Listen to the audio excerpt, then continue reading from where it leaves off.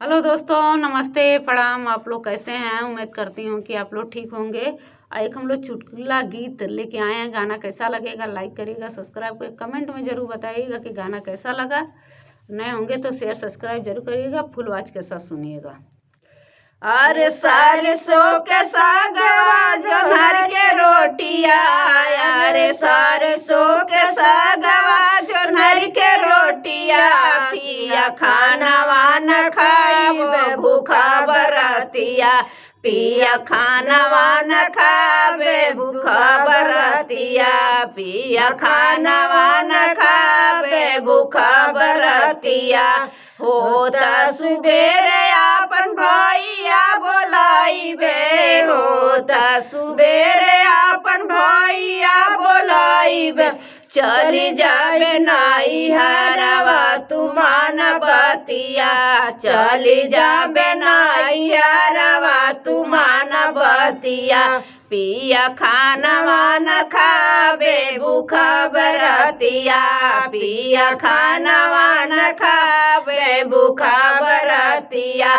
अरे सरसों के सागवा जोन्हर के रोटिया, अरे सरसों के सागवा जोन्हर के रोटिया, पिया खानवा न खावे भूखा बरतिया, पिया खानवा न खावे भूखा बरतिया।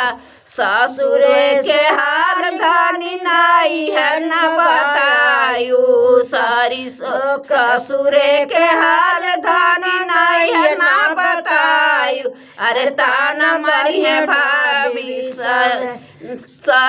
ताना मरिए भाभी सही न पाइबू, अरे ताना मरी ससुर के हाल धानी नहीं है न बतायू, ससुर के हाल धानी नहीं है न बतायू, अरे ताना मरी है भाभी सही नहीं बतिया, ताना मरी है भाभी सही नहीं बतिया, पिया खानवा न खावे भूखा बरतिया, पिया खानवा न खावे भूखा बरतिया, पिया खानवा न खावे भूखा बरतिया।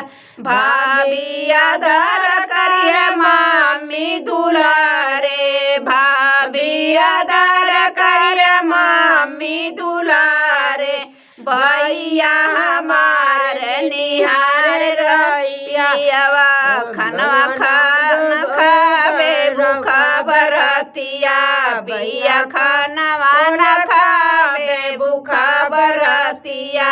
सरसों के सागवा जोन्हर के रोटिया, पिया खानवा न खावे भूखा बरतिया, पिया खानवा न खावे भूखा बरतिया।